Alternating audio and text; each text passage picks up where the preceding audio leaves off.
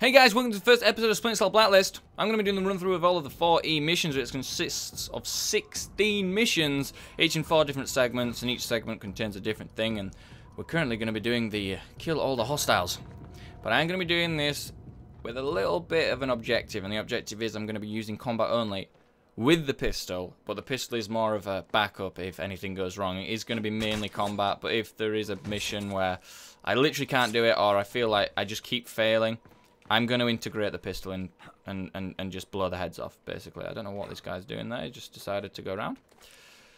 So, yeah. So, I do play Spymaster Blacklist on the PC, but just for your sake, I use the Xbox 360 controller with the adapter. It just makes a lot easier, as you guys at home don't want to be hearing me clicking and pressing my mouse every 2 seconds.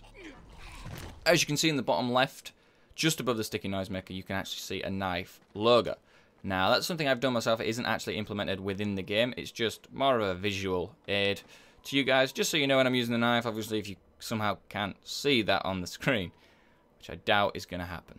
But it's just something I like to add into the game to make it a little bit more interesting and a little bit different to what you're usually used to seeing. So we're just going to pull him away from the window, just in case he falls out. And we'll take him out here. Okay, silent kill, not too shabby.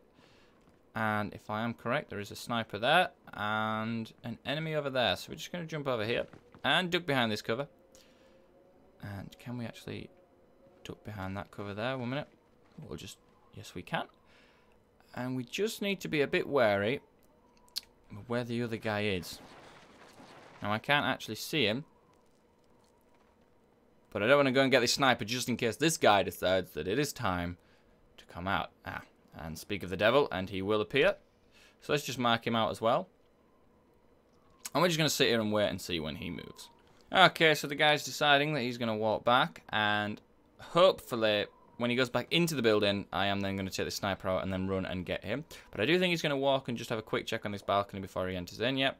And when he walks back into that building, hopefully, if everything goes to plan, the sniper is going to turn his gaze over there, making it a lot easier for us to just go, grab him, and get rid of him.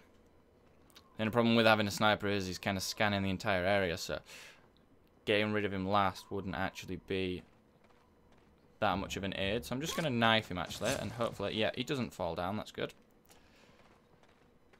You see, the problem with killing people on the ledge is that they will actually fall off the ledge. I'm just going to kill him straight down.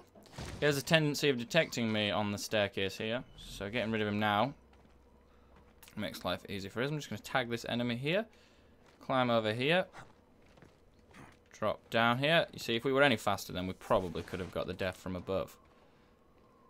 But it's not a problem. Okay, where's this guy going? I think I just found their ops center. Details? Okay, that guy's over there. So we're going to wait for him to come back through, and we will take him out as well. Okay, so here he comes, and we're just going to take him out with a nice and easy knife. Let's say good night to this sweetheart. I am going to move his body, just for the sake of that guy he is over there patrolling. The last thing we want is him to detect this dead body and ruin the whole op. So we're just going to move on up now. I'm going to take out this area first, rather than focus on him, although there is... No. Usually he meets up with someone, so tagging them two would be quite good, because I think they're the last 2 enemies that we will come across. Why can't I tag him? I can tag him. Can I untag him just for now? Yep. Just to remember that I must be aware of his position. Okay, so I don't know where that other guy is. There is a heavy merc, a helmet head, and just a normal, easy to kill enemy. But the location of him is unaware. Okay, so we're just going to have to sit and wait out once again and see when the enemy comes. He does actually come in this area, so it shan't be too long. Now, alright guys, so here he is, on cue. We're just going to see what he does before we go and take him out. The last thing we want, once again, is to be detected taking out this enemy. Now, this guy likes to patrol this area. That is the heavy merc. I did tag that off camera. When I'm waiting for enemies to move, I will cut. Once again, just making things easier for you guys at home watching. The last thing you want to be watching is enemies moving, I'd assume. Because I don't think that's very fun, to be fair. So we're just going to run up to here. Get his attention. Hopefully he quickly makes a move before this heavy mercenary comes. Come on, come on, come on. Yep. He's down. Let's jump over here now. Okay, now this is quite scary. I didn't expect him to check. And so when he makes a move, we're going to jump over the wall and take the heavy mercenary out. They are a bit of a pain in the ass. There we go, he's out. And we'll go take Helmet Head Boy out, depending on his location. Okay, so he is walking this way. This makes life easier because we can just double back on ourselves. Okay, now he's actually suspicious, because he usually expects to see two people, so we'll just take him out as he walks past looking for his friends. I do apologise, old boy. And we'll move on up. I am playing this on the realistic. I just want to clarify that. I don't know if I actually said that. I just want to clarify. This is realistic. I'm just going to run out and grab this guy, actually, when he makes a move.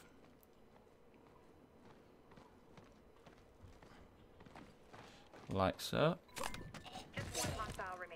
And we're just going to move this body just because, if you remember correctly, that guy actually goes and checks over there.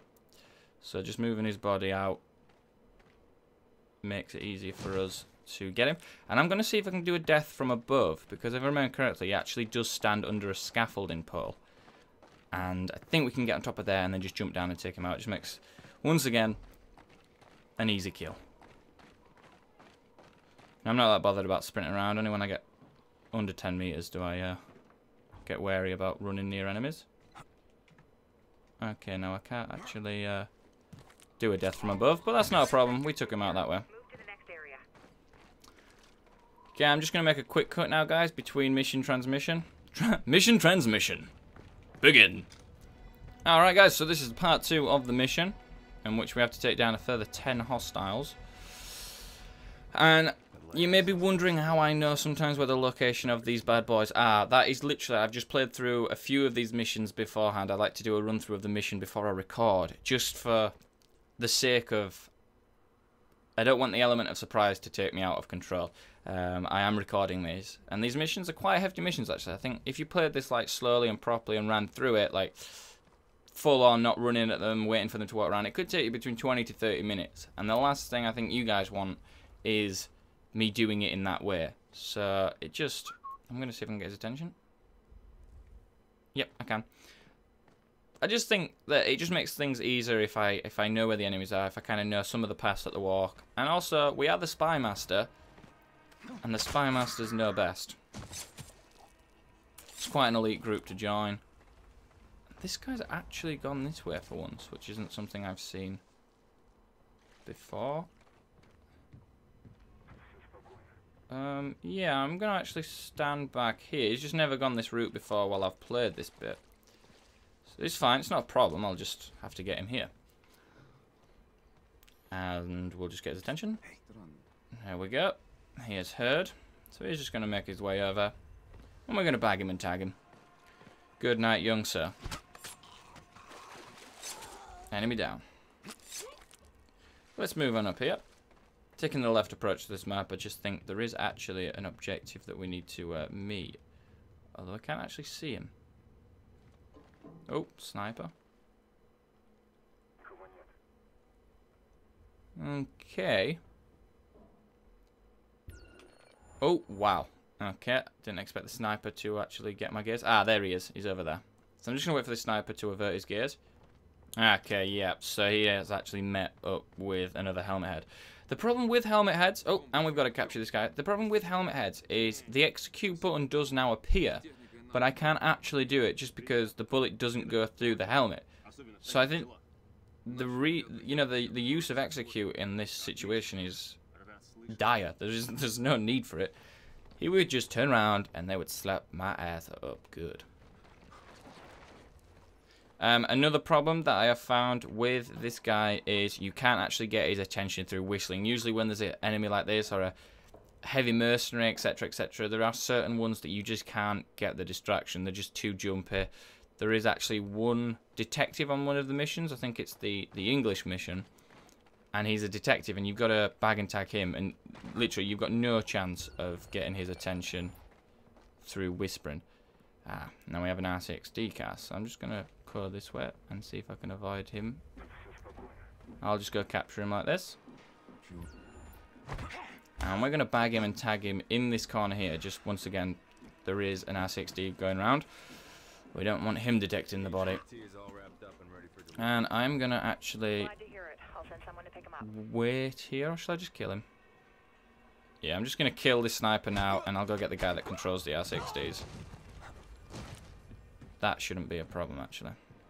See, he's in there. There we go. And we'll just jump him and get him. There we go.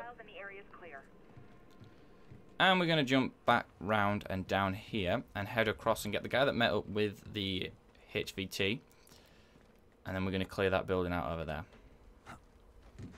So we'll drop down here, jump across there, and make our way to this next guy. Our next victim of the Spymaster. Take him out. I am going to actually pick his body up and move it. Just with the fact that there are two guards that kind of make their view over here. I think when you're playing games like this, I'm not a gamer that likes to be patient. There are a few people that will game like me that are just not patient. They're not patient guys. They just want to run in and kill everything and everyone. And honestly, there's nothing wrong with gaming like that. But sometimes I like playing Splinter Cell. It's just a nice change to what I'm used to. Okay, that guy saw me then. That's not a problem. Jump around here. We were actually really lucky to get away with that then. The problem was, let's go get him. Yeah, the problem was then I actually pressed my night vision. And it flashed, and I didn't see him, which could have really done us over with. Okay, there's a guy up here now. If I remember correctly, he is a helmet head. And you know how I feel about these guys. They are not nice people. Let's see where he is. Okay, he is over there actually. That makes life easy. See if we can get him over here.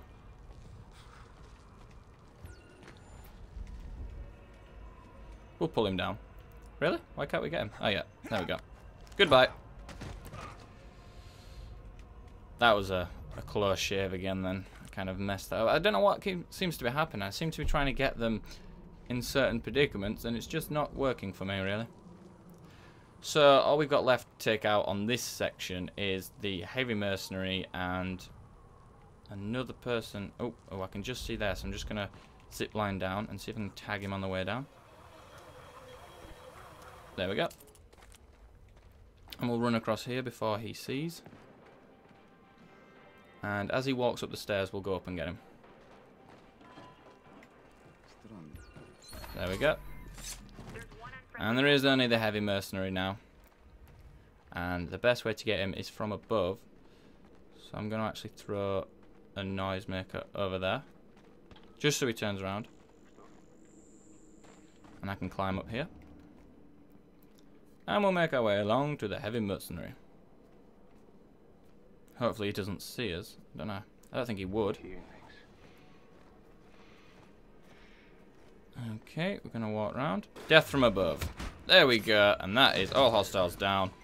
Roger that. Now let's get you out of there. With the knife only. Alright guys, so that's been the first episode of Splinter Cell Blacklist, combat and pistol only. Luckily for us, we only used the knife, which is quite good because that's kind of something that I want it to be that different, you know, it's quite difficult using the knife only. We did it on realistic, as you can see in the top right hand corner. I hope you enjoyed this video. Don't forget to comment, like, subscribe. If you want to follow me on my social medias, all the links are in the description below, along with my Steam and UPlay account. I'd love to play with you guys. I'd love to have some kind of Skype calls and we could all play on Gary's mod, etc, etc. Let me know what's happening, guys. Hit me up, and I'll be seeing you soon.